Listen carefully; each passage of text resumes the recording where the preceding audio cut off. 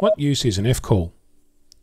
Recently, I talked about making contacts on HF. Picking the band, the time of day, the right location on the band, and looking for a nice loud station are part of the equation. But there are other considerations to be had. If you consider a station transmitting with 1.5 kilowatt on a 5-element Yagi, and you're at home with your radio, you turn around and you find this station to be the loudest on the band, you're likely to try to talk to them. Sometimes this even works.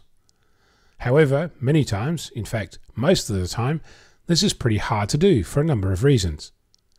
The first reason that it's hard is because their strength is a combination of lots of power and lots of antenna gain. If you transmit back, the only thing going for you is their antenna gain, but their power will likely distort your perception of how well they'll hear you.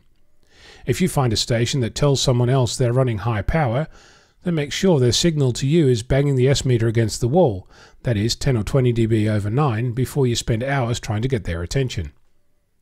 I should point out that there are plenty of amazing operators who will pick out your tiny signal among the hash and call you back. But there are many more who, put it kindly, are deaf as a post, who expect HF to sound like a 2-meter FM repeater and set up the kit to make it so. You're unlikely to ever succeed in making a contact with the latter, but you'll be thrilled when you deal with the former. Another aspect making it hard to talk to such a loud station is that everyone else also hears it very loud and they'll also call in. This will completely drown your signal at their end, so you're unlikely to cut through. There are some amateurs who swear by changing their microphone response to cut through, or to fiddle with other aspects of their transmission. But I've got to say this lacks finesse, and that's what's really required. Imagine that you're at the other end. Your aim is to make as many contacts as possible with weird and wonderful stations. Living in Australia makes your call sign pretty sought after, so use that to your advantage. When you're on a roll, you don't want to break the rhythm, so listen for a few overs to see what's going on.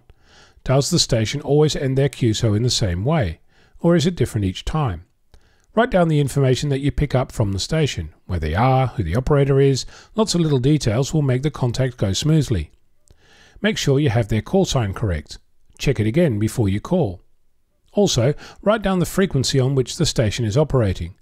If they spend a little while talking to each station, you can go hunting for another station and come back to check their progress. When you do call, try to speak in the rhythm of the other station. If they're fast, speak fast. If they're slow, speak slow. Figure out when they're likely to key their mic and when they release it. Find breaks and pauses and use those to put your call sign out. Only call once per over. Many stations will ignore you if you don't.